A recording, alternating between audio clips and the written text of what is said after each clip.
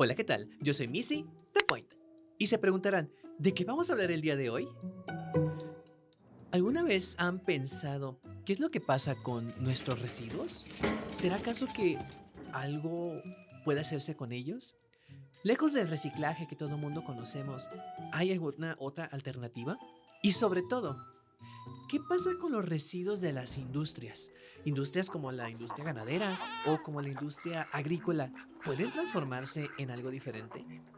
El día de hoy vamos a hablar sobre la economía circular y el manejo de residuos de la agroindustria.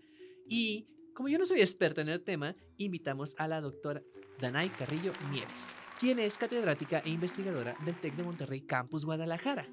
Sin más preámbulos, comencemos. Muy buenas tardes, muy buenos días, muy buenas noches, no sé qué nos estén viendo. Gracias por haber venido el día de hoy y por estar aquí con todos nosotros. Hola, buenas. Me da mucho gusto que me hayas invitado a conversar un ratico sobre la ciencia. Muchas gracias por haber aceptado la invitación y pues bueno, antes de empezar, vamos a poner las reglas del juego sobre la mesa. Primero que nada, ¿cuáles son sus pronombres? Ella. Ella, muy bien, mis pronombres son ella. ¿Te voy a hablar de tú? Adelante, por favor. Muchas gracias. Igual me puedes hablar de tú, me puedes llamar Missy, como ya me presenté hace rato. Muy bien, Missy. Y bueno, vamos a empezar por definir qué es lo que vamos a hacer el día de hoy. Esta pequeña entrevista consta de 3 bloques. El primer bloque es para conocerte un poco más, para saber un poco más de la persona, del ser humano que está detrás de la científica. El segundo es para conocer un poco más sobre el tema referente a que vamos a tocar el día de hoy, que es la economía circular en la agroindustria. Y el tercero son un poquito como que conclusiones y cierres para conocer qué es lo que debería motivar a los y les jóvenes a interesarse en la ciencia. ¿Todo bien hasta ahorita? Todo muy bien. Muy bien. Entonces, vamos a comenzar con la primera parte, en la cual te voy a hacer una serie de preguntas que se me vengan a la cabeza, primero que se me ocurra lo que te voy a decir. Y quiero que me respondas con mucha sinceridad. Quiero que me digas tal cual lo primero que se te ocurra, ¿ok? Muy bien. Muy bien. Entonces, comencemos con... ¿Te gusta el sushi? Sí. ¿Cuál es tu sushi favorito? El que tiene atún. Que tiene atún. ¿Del capeado o del normal? Capeadito. Oh, muy bien. ¿Tienes un restaurante favorito? Aquí en Guadalajara me gusta mucho... Podemos no decir marcas, podemos decir algo así como de que me gusta la comida italiana. Me gusta la comida italiana, justamente iba a Ay, decir eso. Me la adivinaste. Es O que soy quizás ya bruja. sabes, quizás ya sabes. No, yo no sé nada de Hay eso. trasfondo ahí, hay trasfondo. Puede ser. Es que soy bruja, entonces a veces adivino las cosas, a veces, otras sí sé.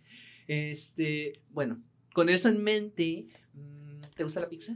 Me encanta. ¿Cuál es tu pizza favorita? La que tiene piña y jamón, la hawaiana. La hawaiana. Es de mis favoritas. Y hablando de piña, ¿cuál es tu fruta favorita? La naranja. La naranja. Ay, en mi rancho somos de las personas que producen mucha naranja. No es que venga de un rancho, aclarando, pero así le decimos cariñosamente al estado del cual venimos. Bueno, algunas personas. Yo no soy de aquí, por cierto. Yo soy de Tamaulipas. No pregunten qué estoy haciendo aquí, pero aquí estamos. Y hablando de naranjas de Tamaulipas, ¿te gusta el mar? Me encanta. ¿Qué tan seguido vas a la playa? Cada vez que me puedo escapar, voy a la playa. Para desestresarte, ¿verdad? Porque es que esto del trabajo científico es muy pesado. Sí, nací cerca del mar y extraño mucho el sonido, sobre todo sentarme así en la playa, en la orilla del mar, a leer un libro y sentir ahí como las olas van rompiendo en la arena. Me encanta ese sonido.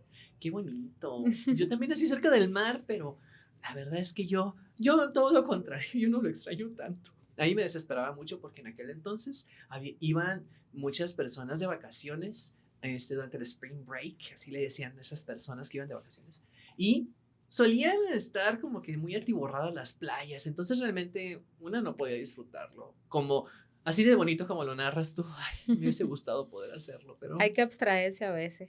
Sí, creo que una tiene a veces que ir cerrando para poder disfrutar mejor estos entornos. Y hablando de estos entornos, bueno, ya me dijiste que te gusta la playa, entonces supongo que prefieres el clima cálido que el frío. Sí. Bueno, entonces no creo que el calentamiento global te afecte tanto. Sí, porque todo en exceso es malo, entonces el exceso de calor pues tampoco me gusta. Bueno, creo que a nadie le gusta el calor, No. menos a las drag queens que nos derretimos con tantito calor que hace y estamos así, con la cara toda deshecha. Pero bueno, hablando de cosas deshechas, bueno, no, todavía no vamos a tocar el tema principal, ¿verdad? Pero hablando ya entrando en materia, ¿qué prefieres? ¿Bioprocesos o biología molecular? Bioproceso. ¿Por qué? Porque me gustan los equipos, me gusta ver cómo ocurre la transformación, pero sin llegar a tocar a las células. Uy, yo también le tengo mucho miedo a las células y sobre todo le tengo miedo a los hongos. No sé, luego me pone a trabajar con hongos y ¿qué le puedo decir a la persona que me pone a trabajar con hongos, verdad? Que hay que aprenderlos a querer.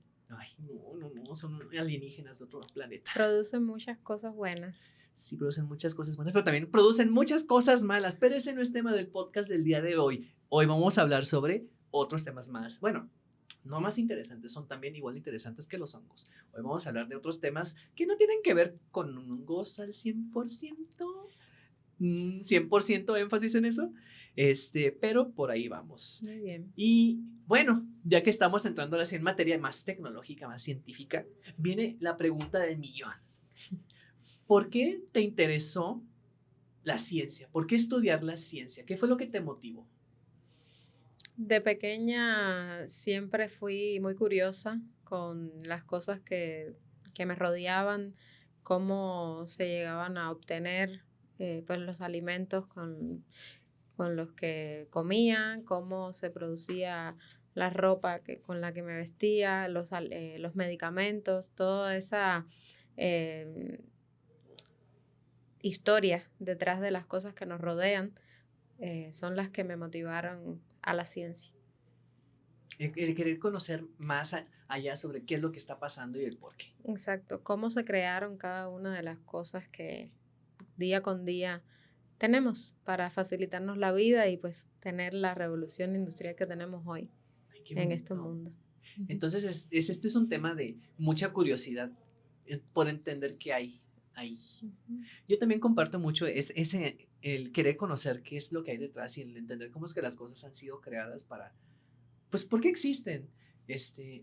Ahora yo voy a ser la autoentrevistada. Yo me especializo principalmente en materiales, entonces justamente cuando empecé a trabajar materiales fue porque, cuando me empezó a gustar, fue cuando entendí que con eso podía ver por qué hay cosas que están pasando. O sea, un material nunca es 100% liso, por ejemplo, son un poco rugosos. ¿Y por qué, si siendo rugosos, por qué tienen estas capacidades? Y eso a mí me pareció muy interesante y como que iba respondiendo incógnitas que dijeron, ay, por eso me quiero dedicar a la ciencia. Y henos aquí el día de hoy, hablando de ciencia juntas. Muy bien. Bueno, vamos a pasar ahora a la otra ronda de preguntas. Pero no nos vamos a salir del tema. Ahora vamos a hablar un poquito más sobre esto de la economía circular con los residuos de la agroindustria. ¿Qué me puedes contar al respecto de esto? De una forma que todo el mundo nos pueda entender. Hasta las personas que jamás en su vida han tocado un matraz, como yo. Muy bien, bueno, primeramente pues definir un poquito qué llamamos agroindustria, ¿no? Porque pues a veces el prefijo agro no nos encaja con la palabra industria. Agroindustria y residuos de la agroindustria se refieren precisamente a cuando producimos los alimentos en los campos, todo lo que genera, por ejemplo, cuando comemos una manzana, todo ese proceso productivo que nos llevó hasta que la manzana estuviera en nuestros hogares.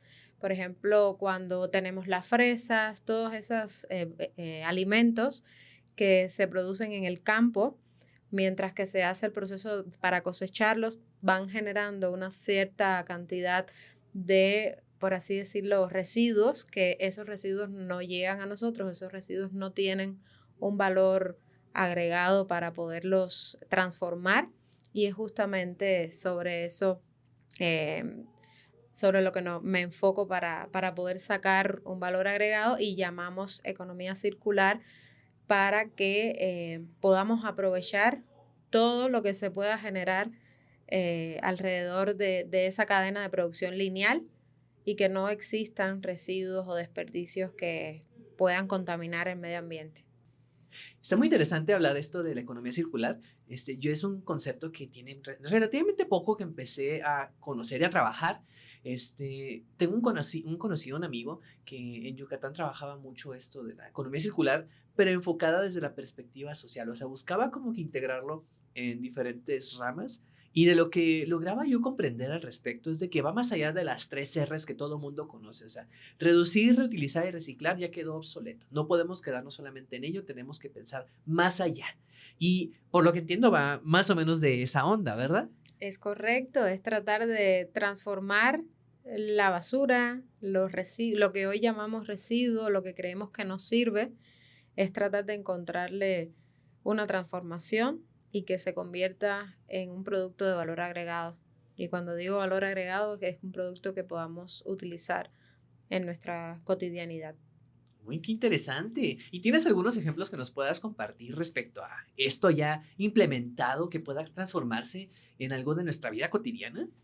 Claro, comienzo hablándote de un proyecto que estamos desarrollando con algunos estudiantes del programa de doctorado en biotecnología y el objetivo fundamental es transformar el bagazo cervecero. Y bueno, vamos a hablar un poquito sobre lo que es el bagazo cervecero.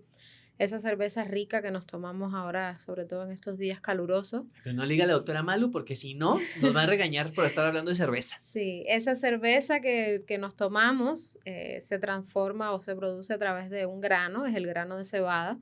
Ese grano de cebada se pone a cocer, como por decir, a cocer con agua, y de ahí se obtienen como los azúcares que después se transforman por una levadura para obtener la cerveza. Pero esos granos gastados, una vez que ya se cuecen y se extraen los componentes azucarados o amiláceos, ya no se hace nada con ellos. Entonces, con estos proyectos que estamos desarrollando, buscamos un valor agregado a este bagazo cervecero y hemos estado pensando y transformándolo para obtener bioetanol, que pues sabemos que el bioetanol se puede utilizar como aditivo de las gasolinas para también sustituir algunos aditivos que son bastante contaminantes y queremos obtener o aprovechar todo lo que el bagazo cervecero todavía es capaz de ofrecernos. También lo hemos puesto a fermentar con algo que ahorita no te gustaba, Ay, pero no, ahí están hongos nuestros no, por amigos los favor. hongos, con un proceso de fermentación de un hongo comestible que tiene muchas propiedades funcionales. Y llegamos a producir una harina con un pan y una pizza muy deliciosa que probablemente muchos conocidos también tuvieron la oportunidad de degustarlo. Y de esta forma hemos estado cerrando todo el ciclo del bagazo de manera que no nos queda absolutamente nada para desperdiciar. Qué interesante y sobre todo, lo de la comida suena rico. Lo de trabajar con hongos no tanto, pero lo de la comida me parece muy buena idea. ¿Y cómo ha sido la interacción con las personas que se dedican pues justamente a producir estas cosas? Porque al final del día sabemos que implementar esta clase de proyectos a veces puede llegar a ser un poco complicado porque a veces la industria lo ve como algo muy lejano o algo que es muy ajeno a ellos, pero al final del día es algo que les beneficia. Entonces, ¿cómo ha sido esta interacción?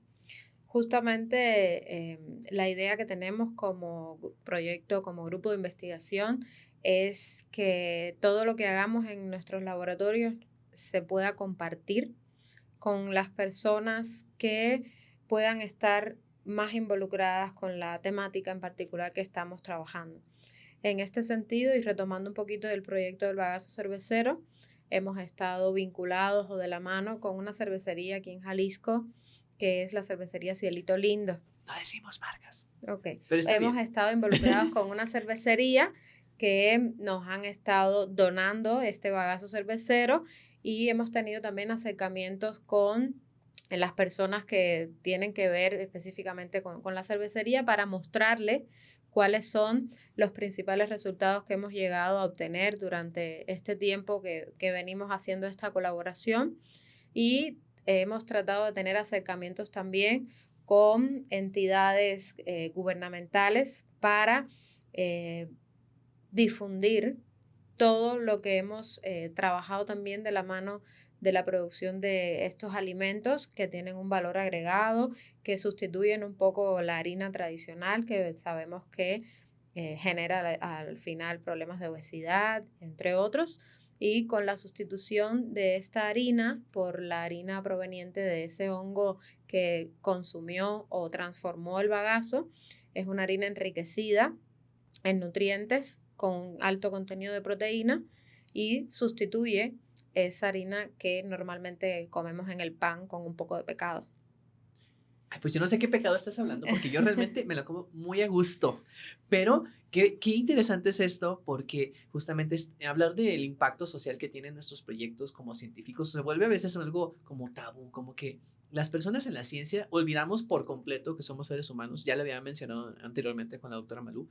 Y el hecho de que se tenga considerado en los proyectos es muy enriquecedor porque dice justamente el nivel de conciencia que tenemos de nuestros actos. Como personas dedicadas a la ciencia es importante que siempre tengamos presentes de que todo lo que hacemos tiene incidencia y esta incidencia va a llegar de alguna u otra forma a las personas a nuestro alrededor y que lo estemos considerando está bastante bien. Creo que no todos los grupos de investigación lo hacen. El nuestro, digo, el suyo sí, este sí lo hace y eso está bastante bien en ese sentido.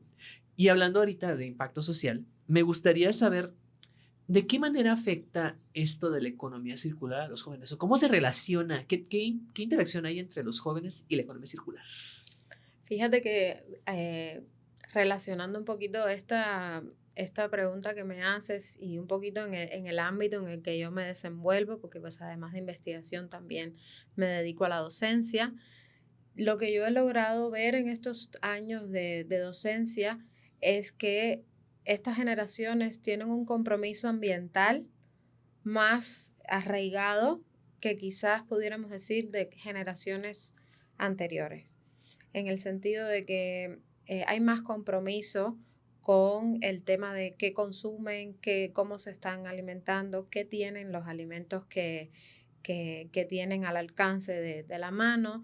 Un poquito más en el tema de la conciencia ambiental tratando nosotros de entregar el mensaje de que procesos industriales que se puedan llegar a desarrollar tienen que tener la componente ambiental, ¿no? De cómo tratar adecuadamente los residuos, cómo minimizar para que una producción no tenga ese exceso de un material que después no pueda ser utilizado en otras cosas, sobre todo el tema del uso del agua, cómo podemos minimizar el uso del agua o cómo podemos reincorporar un agua en una cadena productiva para poderla reutilizar las veces que sean necesarias. Entonces creo que estas generaciones, esta juventud que ahorita será protagonista de muchos de los temas políticos, sociales, ambientales, económicos a nivel de México, ya traen incorporado este tema de cómo hacer unos procesos responsables y respetuosos con el medio ambiente.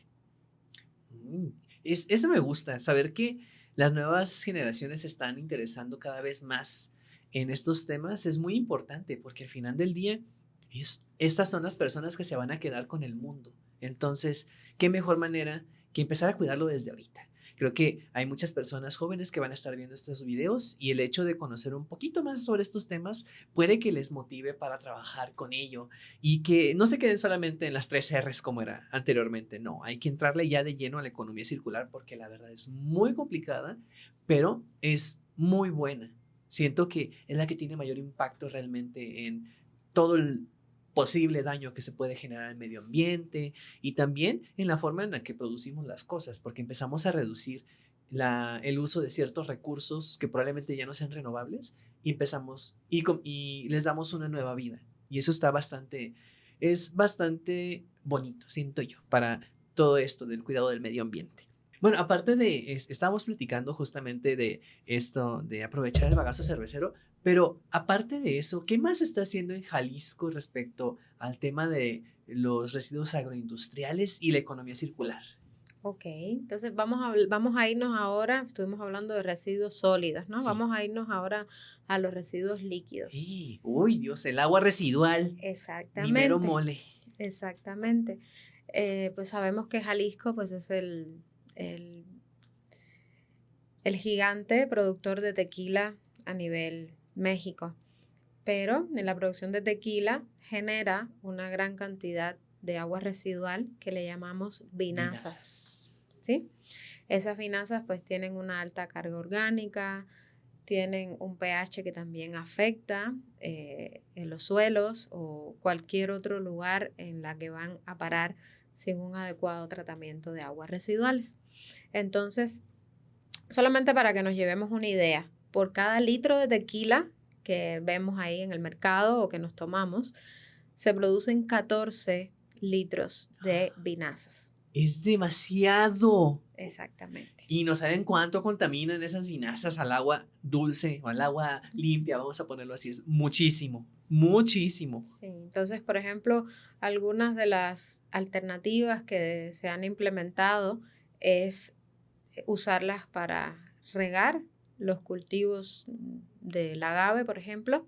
Sin embargo, altera el pH de los suelos precisamente por la contaminación que tienen estas vinazas, ¿no?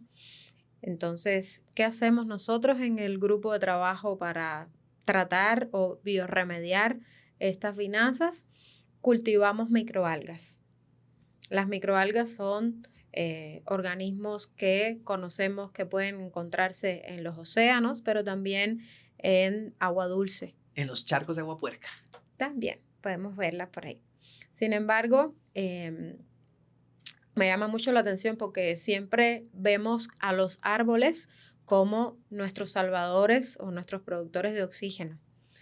Pero no hemos caído en cuenta de que estos microorganismos son capaces de producir oxígeno quizás mucho más que un árbol. Entonces, con esto les quiero describir el doble beneficio que tiene utilizar las microalgas para limpiar las vinazas. Entonces, lógicamente no es un agua normal, un agua común en la que las microalgas pudieran crecer, pero en nuestro laboratorio hemos estado trabajando la parte científica para adaptar que estas microalgas puedan crecer en 100% de vinazas, sin necesidad de agregar agua limpia a un agua ya sucia o contaminada. Entonces, en estos últimos años nos hemos dado a la tarea de adaptar y tenemos alrededor de 7 o 8 cepas de microalgas que ya crecen en vinazas y en otras aguas residuales del estado de Jalisco, como por ejemplo lactosuero y nejayote.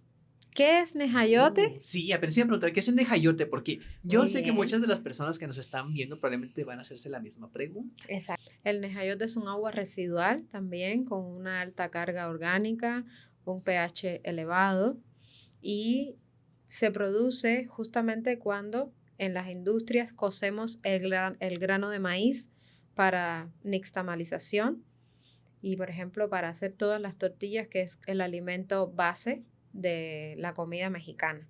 Entonces, imagínense también cuánta nejayote se puede llegar a producir por cada lote de maíz que cocemos para transformarlo en tortillas. ¿Y qué tan contaminante es el nejayote? Pues también tiene un elevado pH y por lo tanto altera también el suelo y tiene otros compuestos que se hidrolizan cuando el grano de maíz se está cociendo que provocan que aumente la carga orgánica de esta agua residual. Es muy fuerte, sobre todo porque, como bien mencionas, es uno de las bases de los alimentos aquí en México. Entonces, no es cualquier cosa. ¿Cuánto maíz no utilizamos para poder producir tortillas a diario? Exacto. Y me queda hablar del lactosuero, que Sí. es la otra agua residual que estamos trabajando. El lactosuero se produce en la industria del queso. Cuando ya se cuaja ese queso, que se exprime para formar lo que es el queso como tal, toda esa agua que se desprende llamamos lactosuero. Igual, elevado contenido orgánico que tiene, alterado el valor de pH y provoca también contaminación del suelo o de los lugares a donde llegan a parar estas aguas residuales. Entonces, bueno, ¿qué hacemos en el equipo de trabajo para poder transformar esa problemática en un producto o en otro proceso que pueda generar valor agregado? es creciendo esas microalgas que requieren agua para poder crecer. Y durante su crecimiento, en lugar de suministrarle un alimento tradicional que pudiera requerir la microalga para crecer, lo que hace la microalga es que se alimenta de esos contenidos orgánicos o de esos compuestos orgánicos que están en las aguas residuales, y en el momento que lo consumen están bajando la carga de contaminación que tiene el agua residual y provoca que la microalga entonces crezca y empieza a producir una biomasa. ¿Qué es la biomasa? Pudiéramos hablar, por ejemplo, un polvo como el que tomamos cuando consumimos espirulina, esas cápsulas de espirulina que adentro, si alguno de ustedes la ha abierto, va a ver que hay como una especie de polvo. Esa es la biomasa que producen las microalgas. De hecho, la espirulina proviene de una microalga y la consumimos ya de manera general como un suplemento alimenticio. Y esa biomasa que se produce durante esa descontaminación del agua, pues la podemos después emplear para alimentación, para alimento de ganado, para alimento de crustáceos, de peces, o simplemente realizar un estudio para ver en qué otra cadena de valor la podemos incorporar. Y tenemos un doble o un triple beneficio, por así decirlo. Limpiamos el agua residual, producimos la biomasa que les mencionaba, y durante este proceso las microalgas captan el CO2 y desprenden el oxígeno.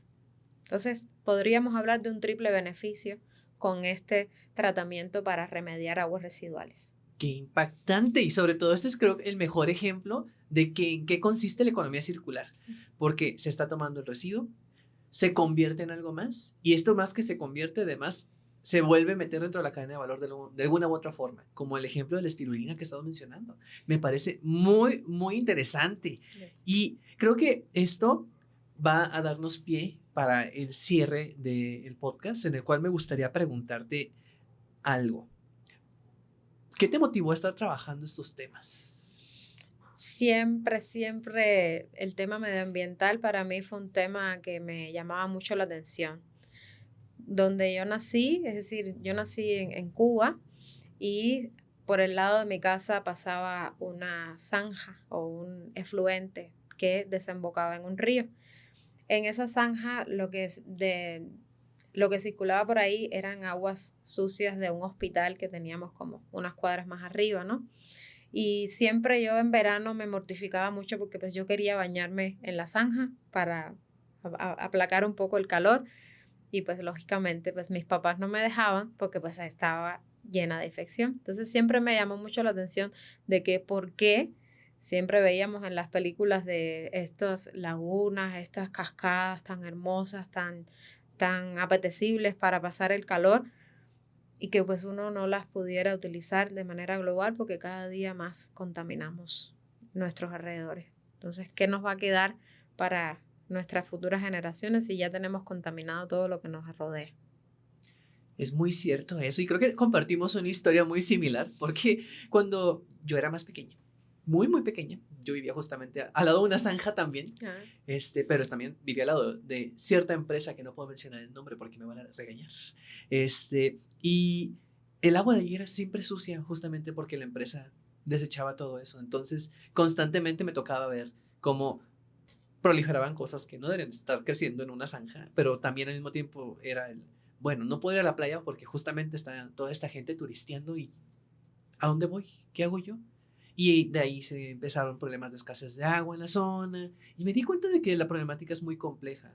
Creo que este tema del medio ambiente siempre ha sido difícil porque se tiene que abordar de diferentes aristas, y creo que justamente esto de trabajar con la economía circular da pie para que podamos encontrar soluciones multidisciplinarias y soluciones que abordan estos aristas y dan realmente una forma de resolver la problemática. Y es bastante, bastante grato saber que hay personas trabajando en eso aquí en nuestro estado. Y bueno. Gracias. Bueno, no, al contrario, muchas gracias a usted por estar haciendo todo esto, de verdad, es mucho trabajo, yo lo sé. Y para no darle más trabajo, me gustaría preguntarle, ¿qué le diría a los jóvenes para que se motivaran más en la ciencia o en este tema de la economía circular y el tratamiento de residuos agroindustriales? ¿Qué le diría a la juventud? ¿Qué le digo a mis hijos, por ejemplo? Que Uy, uy, uy. pues son las personitas por las cuales creo que pueda llegar a influir un poco más, pero también con todo el que me logre o el que podamos interactuar o que me alcance a escuchar, seamos respetuosos. No solamente con la sociedad, no solamente con la persona que tenemos al lado, seamos respetuosos con nuestro mundo. Dejemos de utilizar materiales de un solo uso, dejemos de estar pensando de que todo lo que tenemos hoy no va a escasear, porque sin llegar a ser extremistas, sin llegar a ser un poco de generar miedo, sí me gustaría decirles que debemos cuidar nuestros recursos, debemos cuidar el agua, debemos cuidar cómo la cantidad de alimentos que hoy por hoy estamos consumiendo en cualquier de los sitios en que visitamos. Y ese respeto que nosotros generemos de lo que nos rodea nos va a llevar también a generar o a ser las protagonistas de procesos industriales que puedan ser más respetuosos con el medio ambiente. Muy bien, me parece una muy buena reflexión para poder ir cerrando con este podcast. Como resumen de todo lo que hemos platicado el día de hoy, la economía circular es una forma de ver el proceso industrial de manera más integral, en la cual los residuos dejan de ser solamente residuos y se convierten en algo que realmente pueden proveer un valor agregado. Creo que el término de valor agregado fue algo que sonó mucho durante esta conversación, y es importante resaltarlo aquí, que este valor agregado nos permite encontrar soluciones a problemáticas derivadas justamente del proceso industrial y que al final del día van a beneficiar a nuestro medio ambiente, a nuestra sociedad y a nuestro mundo en general.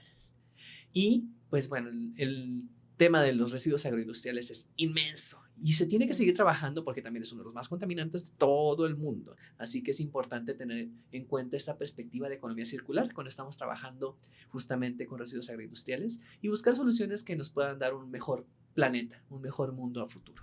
Es correcto. Muy bien. Ay, sí le entendí. Muchas gracias. Un cierre espectacular. No. Muchas gracias. Y pues bueno, no me queda más que agradecerte por haber venido, por haber participado el día de hoy. Gracias por la invitación, gracias por pensar en este tipo de proyectos para divulgar lo que hacemos, porque la ciencia no se puede quedar en la escuela. La ciencia tiene que salir a buscar a las personas que son los que las van a ejecutar en el mundo. Entonces, gracias por ser este portavoz para todas las personas y toda la juventud que espero que pueda llegar a beneficiarse de lo que hemos estado conversando el día de hoy. De verdad, muchas gracias por haber venido. Y también yo agregaría, la ciencia no solamente es lo que nosotros vemos en pantalla, no son personas en bata. No, la ciencia también son personas, seres humanos como todos y todes. Y todas las personas pueden hacer ciencia, sin importar raza, orientación sexual, identidad de género, edad, religión, no importa. Todo el mundo puede hacer ciencia siempre y cuando se lo proponga. Y bueno, nuevamente, yo fui Missy The Point y nos estamos viendo en el próximo episodio de Missy's Lab. Hasta luego. Agradecemos a los patrocinadores que han hecho posible este proyecto.